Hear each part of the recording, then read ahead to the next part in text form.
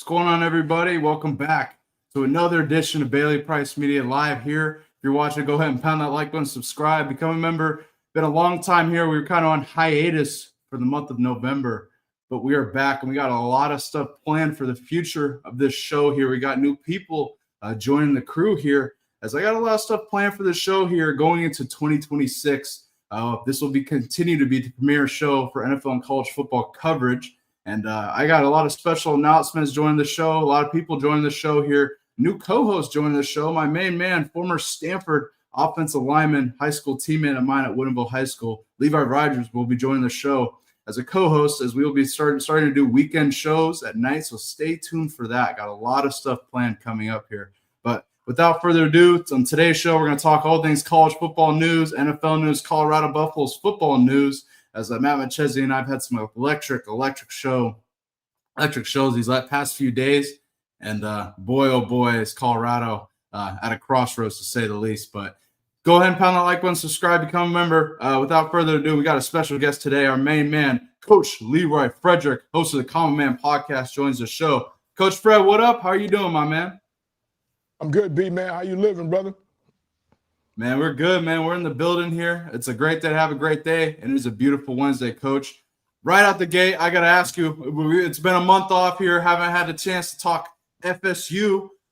What happened at the end of the year against the Gators, Coach Fred? That was a frustrating game because I thought bowl eligibility was right there. What were your takeaways from that final loss for the Seminoles against the Gators? Coach, you got me? Yeah. You got me? Yeah, you hear me? I think a little choppy at first. Yeah, I got you. What were your takeaways from that game? That was disappointing, man. To sit there and watch that and know that, you were right there, just got to finish it, get bowl eligible, kind of right the ship. And you just couldn't get off the field, couldn't catch a break. It was kind of uninspiring to watch the defense. And, when somebody just runs the ball at you like that, it's very, very disappointing and disheartening. Oh, we must have lost Coach Fred. Once he pops in here, the reason why I asked him is Florida State was sitting at 5-6 going into the final game, their final game against the Gators, who only had 3 wins. And that was for bowl eligibility, and it was a massive letdown to me because I fully expected Florida State to roll them. I thought they had the athletes to do that. But what I will ask Coach Leroy Frederick when he comes back is about Mike Norvell. Mike Norvell will return as Florida State's head coach in 2026. And from what I understand, Steve Spurrier came out and said that Florida State doesn't have the money to get rid of him, considering his buyout is, it would cost north of $100 million to replace him and bring in another coach at least. But boy, oh boy, I wonder what Coach Fred thinks about retaining Norvell for another year, considering how this past season went. Coach Fred came in here all hot, all excited after Florida State is rolling. Had their Alabama win. Coach Fred came in here all confident, saying they're going to go 8-0 and shit and win the ACC. But I don't know. We'll wait for him to jump back in to dive into that. But if you guys are watching, we were off for the month of November here. I was up in Seattle here for a few weeks dealing with some logistical stuff, some personal stuff here. But we're back full go here. I took over the Sean Salisbury show, so I'm producing that show as well with over the team we got over there. Man. If you guys haven't, go subscribe to Unpaid with Sean Salisbury on YouTube, man. That is really, I'll tell you, that is going to become a premier show on YouTube. People really, really like what Sean has to say. Sean has some great insight. Obviously, played quarterback SC 10 years in the league, long time at ESPN. He speaks well and he knows what the hell he's talking about. So if you haven't, go check out Unpaved on YouTube. It's at Unpaved Sean Salisbury on YouTube. As we wait to get Coach Fred back in here, I think he's still joining here. I don't know what the hell is going on with StreamYard today. Boy, connection is fun. But we appreciate you guys tuning in here. Before we get Coach Fred back in here, I just got to say, Vanderbilt got fucked. Vanderbilt, like I predicted on this show 6 months ago, it might have been with Coach Fred actually. Vanderbilt would beat Tennessee and have more wins with them. Did that happen? Yes. Vanderbilt had more wins than Tennessee and beat them in Neyland, out here in Knoxville. And they go down in the rankings. They go below Texas. I think they got fucked here. I'll be perfectly honest. I don't know how you do that. You can argue Texas was moved ahead because of the logo, the brand. They had a hell of a win against Texas A&M, but I don't think I haven't heard anybody really call out how Vanderbilt got jumped by Texas. The whole conversation I've heard is, will Texas get in the playoff? Will Texas be a college football playoff team, et cetera? And probably not now. Fuck. But I'm saying Vanderbilt got fucked here. Vanderbilt should easily. I think. I really think they're getting fucked in the long run here because if Texas finishes ahead of Vanderbilt and BYU loses to Tech and some of the other losses, I think Vanderbilt's going to really get screwed here, especially after beating Tennessee in Neyland. That was their Super Bowl, and I know how much that game pissed them off losing last year. So let's go ahead and bring in our main man, Coach Leroy Frederick, back to the show. Coach, we got you now. How you doing? Oh man, good man. They're doing some digging, adding fiber optics to the neighborhood. So I'm assuming I need to go up there in the corner and tell them to chill out, let me finish. It's all good. We got you clear now. What I'm good All good. Anyway, we were talking Florida State. What were your biggest takeaways from that loss at the end of the year? I thought it was kind of a letdown considering you're right there for bowl eligibility. They came out and said Norvell's coming back for the 2026 year. Steve Spurrier came out and said FSU doesn't have the money to buy him out, so that's interesting. But what were your takeaways from that final game, the loss against the Gators? That was disappointing. Very disappointing, very uninspiring. To watch the defense come out and play the way they played in the second half. And then just, I think coach has got to make some decisions if he's going to be there, what the major overhaul is going to be. Because you've got to believe now in this wave of college football that they'll be able to get some guys in there. But are you going to be able to have a system that works for the people that you have in there? And then again, Bailey, are they waiting till next year so that buyout goes down halfway through the season or what? So, it was very disappointing, to say the least, to get beat the way they did get beat. But, college football, man, the way it is now, you can get healthy really quick.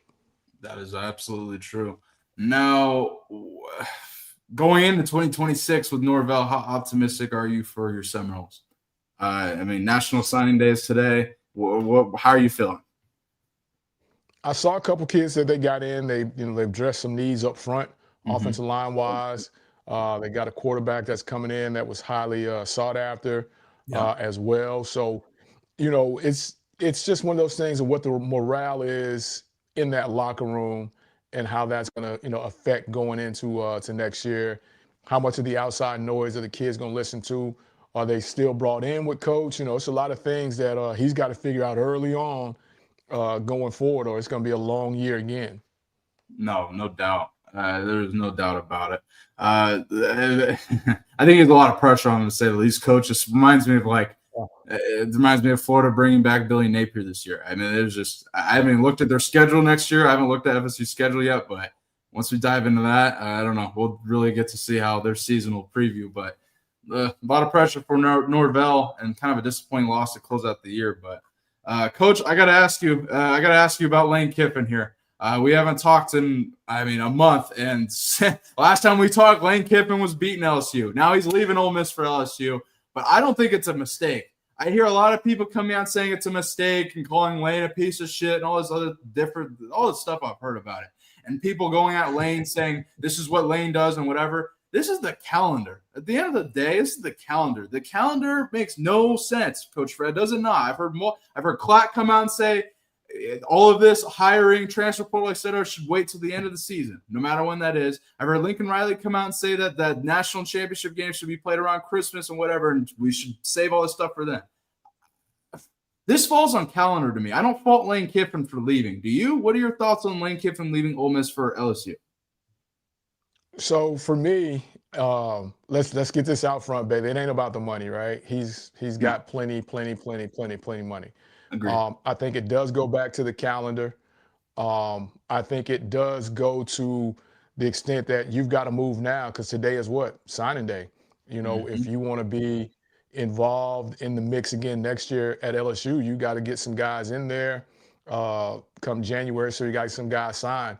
Now, I was one of the ones that didn't think he would leave because there's no pressure at Ole Miss for him to go and win 8-10 games a year If he does that for the rest of his contract, they'll build a statue out there for him. Mhm. 3 Agree. years at LSU and we haven't sniffed the playoffs, it's going to be, back in the coaches portal again for him, and they're paying more money for another coach that didn't work out. So, uh, I don't fault him. It's the calendar, no doubt. You got to make a move. You got to make it quick. I would just question the reasoning, and then I would question the fact that you knew months ago that this was in the move after they fired Brian Kelly. Uh, you Mhm. can't tell me you didn't know this was on True. it. Rather it was Or at least Florida. he's thinking about it, right? Yeah. Yeah, rather it was Florida or LSU. To keep saying no, no, no, and then all of a sudden like I'm out. That just makes you look bad. Not that he cares, but that just made him look even worse in the moment. And because I think Florida was absolutely a factor for Lane, but from what I've gathered from sources, etc., that he wasn't interested in the general manager or whatever higher up they were hiring for him. He wanted to make that decision, and they weren't willing to let him do that. Other coaches across college football typically get to make that decision, so there's that. That's why he didn't want to go there, because you would think, right, that's the best place for Lane. I mean, everything I've understand, he loves Florida, the state of Florida, right? So there's that. To me, people questioning how he left, you wouldn't question. First off, how the hell is he supposed to leave in this time and people not question it? One, with his history. Two, people aren't going to say that shit if the calendar's right and he leaves at a normal time and he's not forced to leave at this time.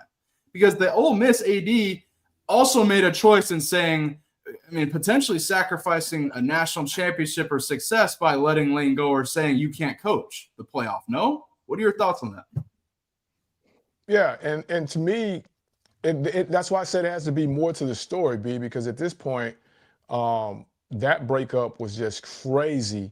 The way that it happened, the way Mhm. that it kind of came out, and then you put your school at risk. And this is a thing that a lot of people aren't talking about. Why didn't Florida State get in a couple years ago? The committee said they were not the same team with their quarterback.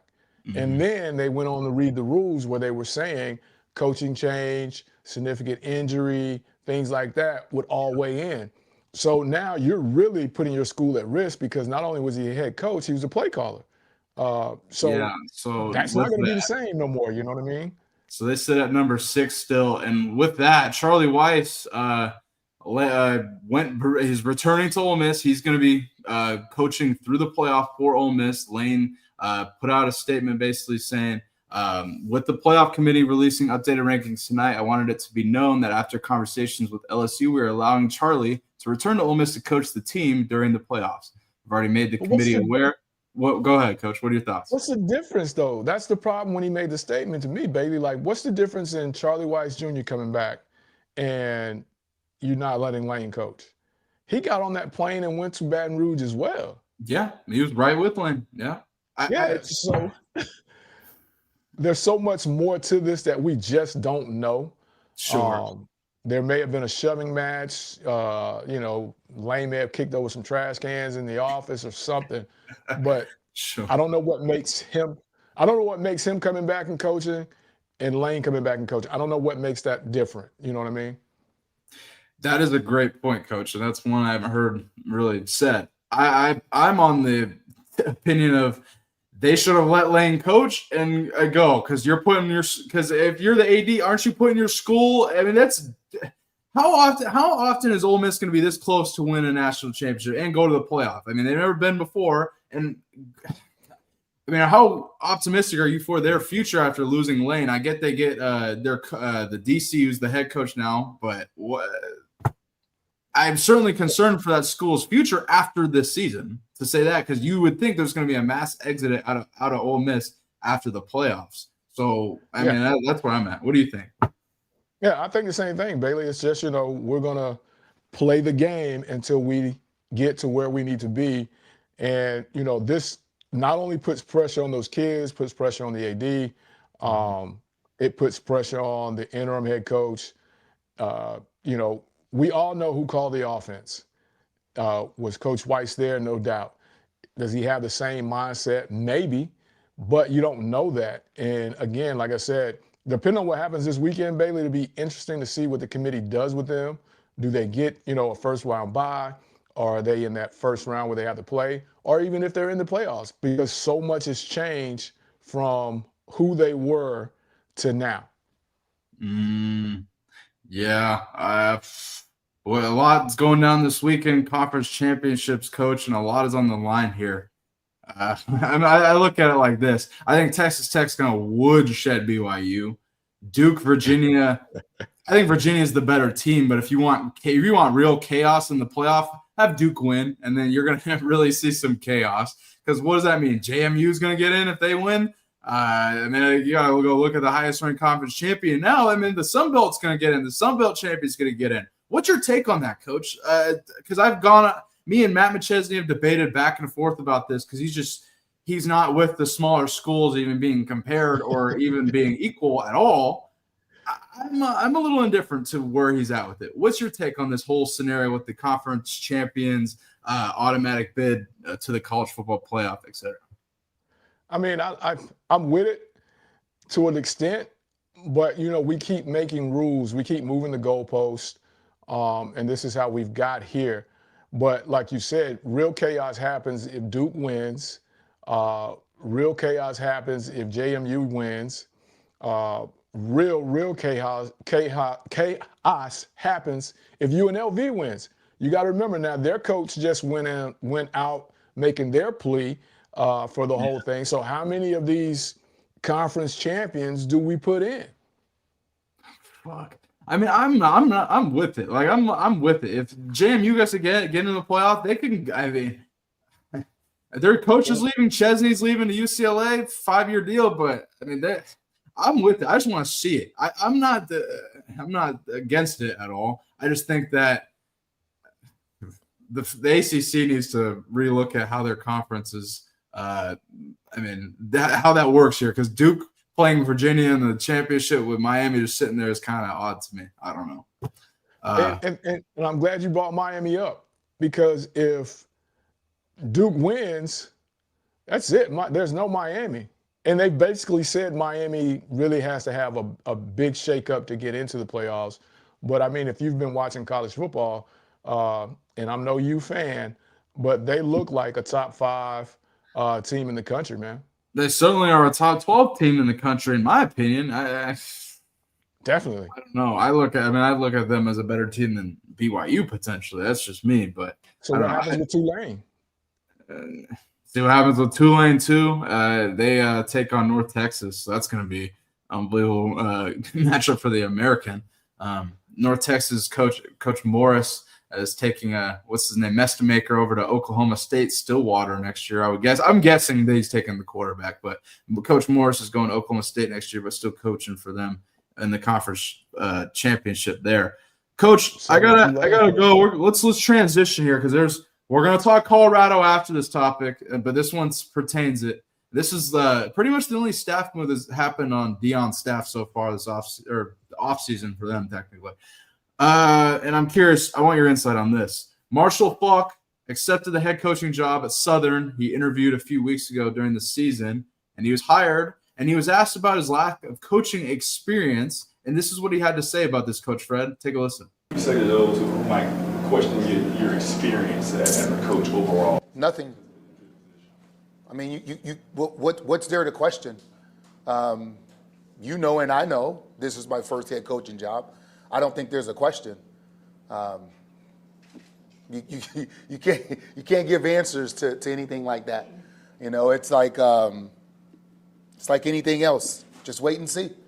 Like, time will tell. You'll get to decide whether what they're saying or what I'm doing works.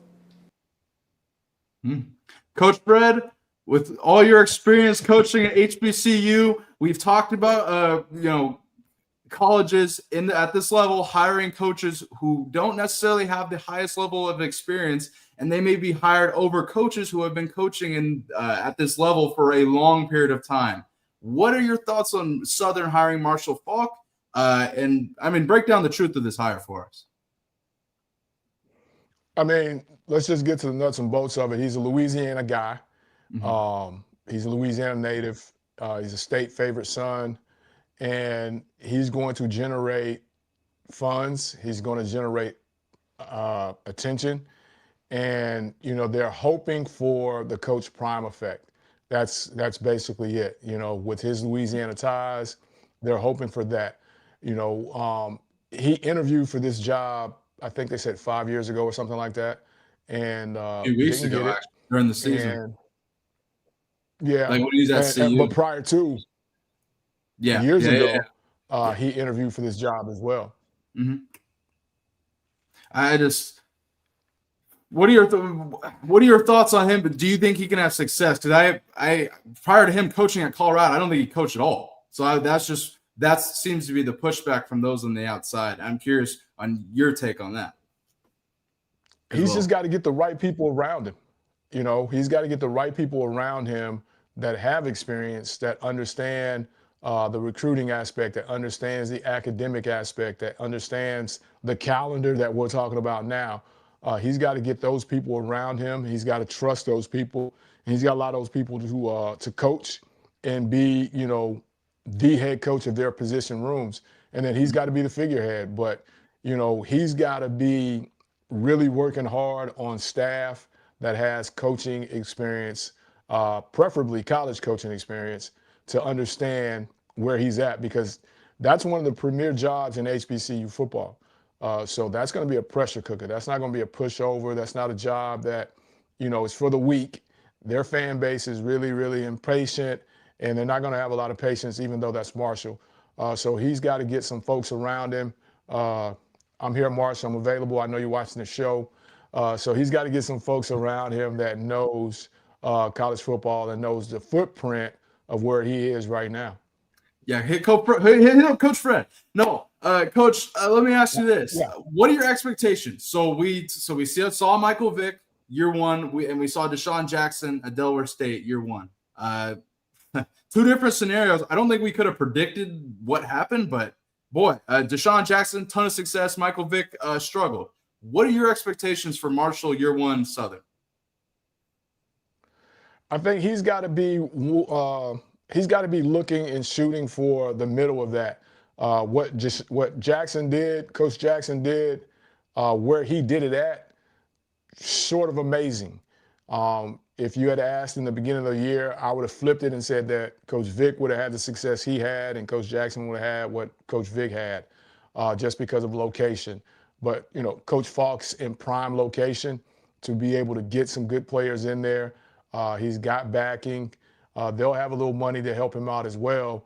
But he's got to be shooting for the middle of that and kind of go from there. Again, like you said, I don't think anybody could have predicted what happened there with Coach Vick and Coach Jackson. So he's got to be shooting for somewhere in the middle there. Well, we're going to dive into Coach Faulk down at Southern more. I'm sure as he makes some signings, National Signing Day today, but I'm sure they will make a splash in the portal maybe, and can't wait to see what they got cracking here going into next season. We'll cover that in depth in the off season. But Coach, we gotta dive into work. Sorry, go ahead. Finish what you're saying. I'm gonna throw it to you. Mm-hmm. How many of those CU kids wind up in Baton Rouge, do you think? Oh boy! So first off, Colorado has 38 seniors, Coach Fred. A lot of them from the transfer portal. I don't know where they can't go nowhere. A lot of Colorado's young guys are really talented, but I fear Colorado might lose them. Now that brings me to my next point. So Matt Manchesi and I discussed this yesterday. This came out yesterday. USA Today published a story talking about Colorado's athletic department, saying they're in a $27 million deficit for the fiscal year ending in 2026. And when Prime signed his extension, Rick George had come out and the university come out saying, we don't have the funds yet, but we're working on it, talking about Prime's extension. Now, the reason from what I understand, so they're asking, it says on here, it'll also need $11.9 million from the university and $2.2 million from student fees. This is all because of revenue sharing, that $20.5 million paired with Prime's $10 million a year contract. And from my understanding, that's what they're struggling to account for or be able to, pay. It's So on top of this, Coach Fred, Matt also revealed on 0 to 60 yesterday. Go check out the episode if you haven't, folks. He revealed that Coach Prime allegedly cut Colorado's coaching staff's pay by 20%. Yeesh. So there is that on the table as well. And there haven't been any changes that we know of so far besides Marshall Faulk leaving. So run with that. What do you take away from all this? Like this is kind of a mess here, but I don't know. When I saw that, Bailey, I was instantly confused because do you remember last year they were saying how much money he had brought in? Yeah, that's what me and Matt talk about. Like, where did the money go? You know what I mean? Yeah. So when I saw this, I was instantly confused because I was like, I thought he brought in $1 billion. So how are you already in the deficit if he had brought in, all of this money? What happened? Where did it go? Where did we spend it? That kind of thing. And to say that, he cut the coaches' salaries by 20%, that makes it even more interesting because you had a lot of people on that staff, Gold Jackets, included, that weren't there coaching for free. So, here in the next week or so, it's going to be really interesting to watch to see how many of those kids that may exit the program and then how many other coaches that may just decide that they don't want to coach there anymore or be in coaching period after, it's hard for me to be making $10, Bailey, and then you come in and you say, hey, man, I got to cut you down to 25. Cut you down to $5. So that's going to be interesting to watch, but I'm really confused on what happened with the numbers because I thought they were in a surplus, to be honest.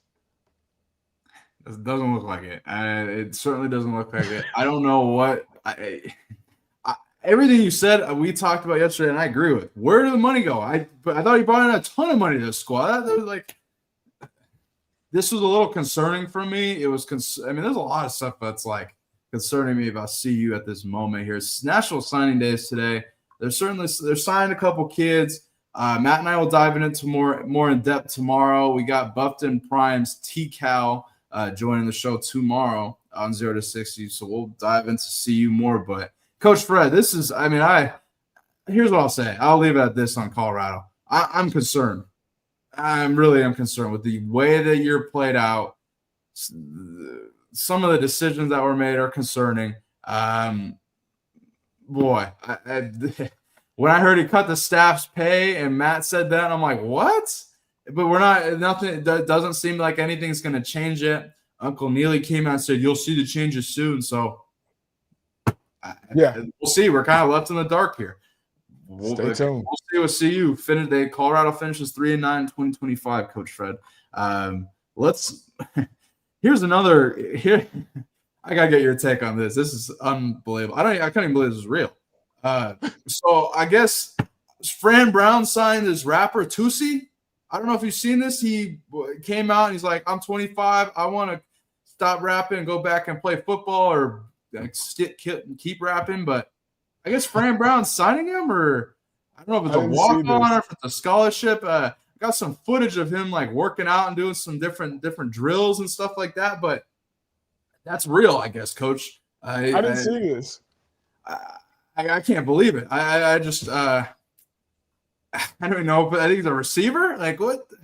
What's your takeaways from this, Coach? Because Fran Brown, I'm pretty sure he's cleared a lot of his coaching staff. After their struggles this season, I've been seeing him make a lot of staff moves compared to Dion. I'll throw that out there. But what's your takeaways of this?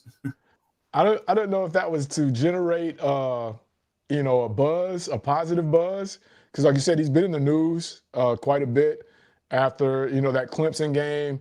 I think the expectations went through the roof, and they weren't able to build off of that. So again, this is I'm like you. I don't know. Is this real or what? Everything I'm reading, it's everything I'm reading, it's real. Let me read Tusi's statement to you about this. He says, committed for every kid who ever had a dream, make it reality. God's will is the way and no one can stop it. Not even the devil. I want to thank my Lord and Savior Jesus Christ for even giving me the strength to chase what I believed when so many people told me I couldn't. Thank you to the people this morning as well. It never go unnoticed. to be born in Syracuse and moved to North Carolina at age 12, and I haven't been back since. When Coach Fran called, I knew it was a sign from God. So with that said, Cuse, I'm coming home. Okay. Coach, you've coached wide receivers. Like, you played receiver, right? Like, what the, hold on. So rate this for me. Is this a D1 prospect to you? Like, you tell me. I didn't play receiver. I played fucking center and guard. Like, I don't, like, is this somebody you would recruit? Because in my head, I'm saying this is taking away an opportunity from a high school kid, right? That's where I go. Unless this guy is the next fucking Metcalf. What's your takeaways? I'm kind of like you on that, Bailey. You know, and he's been away for a while, so maybe his tape was like, okay, it's something there. Maybe we can try to get it back. But I just don't know if you spent a scholarship on that, B. Why I don't. Or a roster spot, because you're limited now. You're limited now, so it's not like you can have unlimited players. So yeah, and my next question was, and then you just answered it, like, he had to be some way tied into that area for this to come about, and I guess that's where he's from originally. Okay. There's no way he gave him a scholarship, coach. Like, are we serious? I'm trying to, like, there's no way.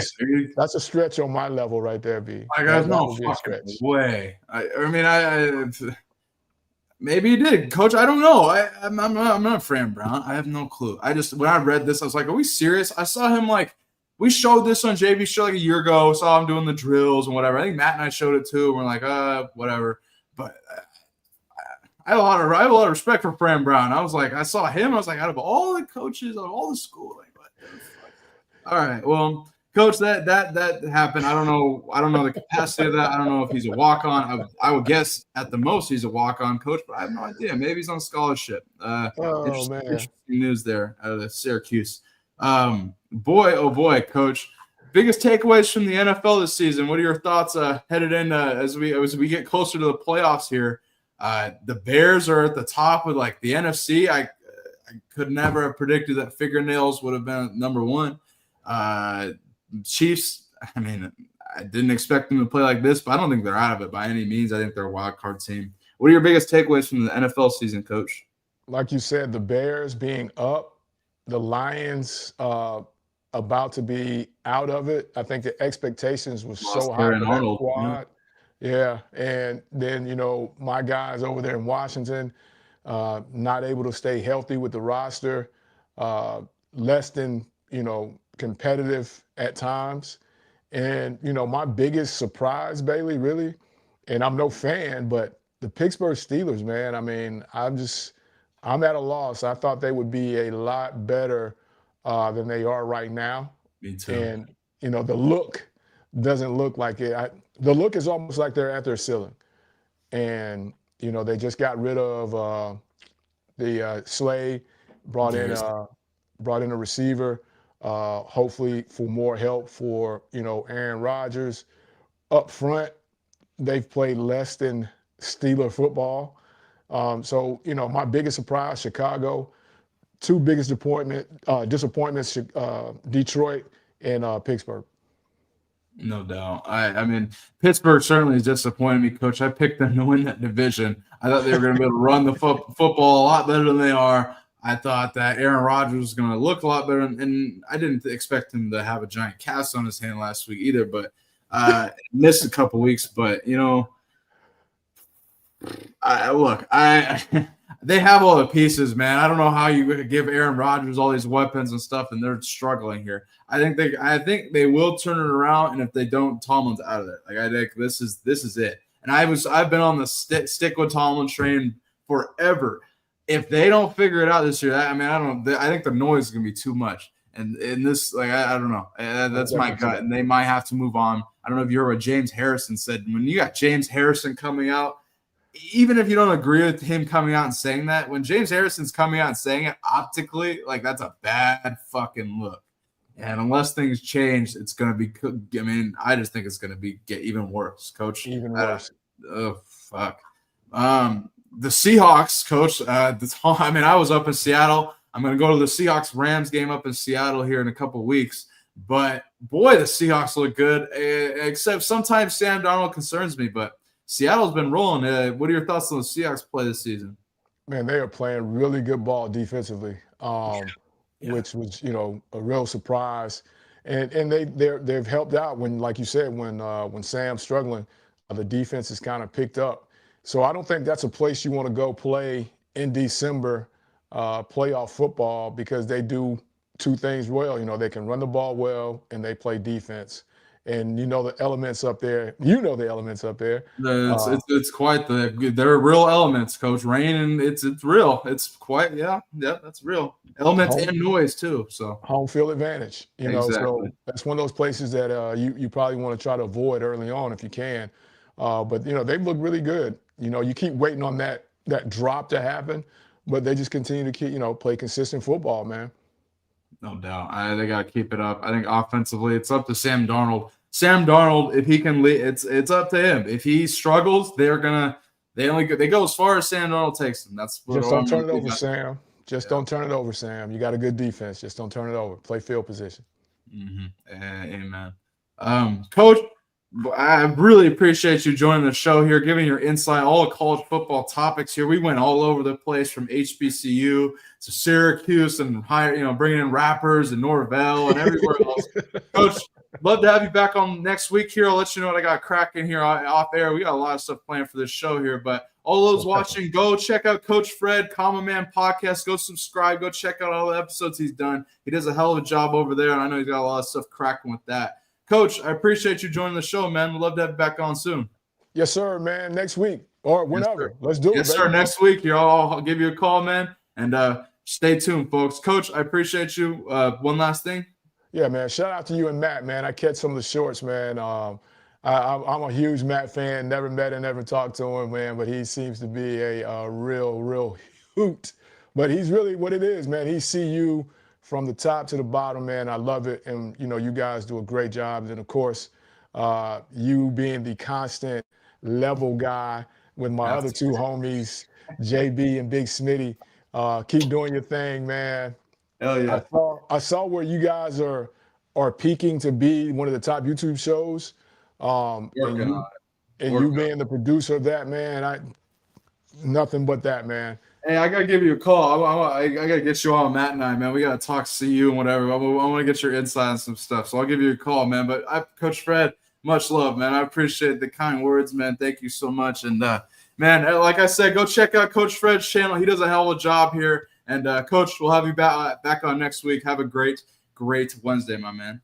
You too, B. All right, be safe.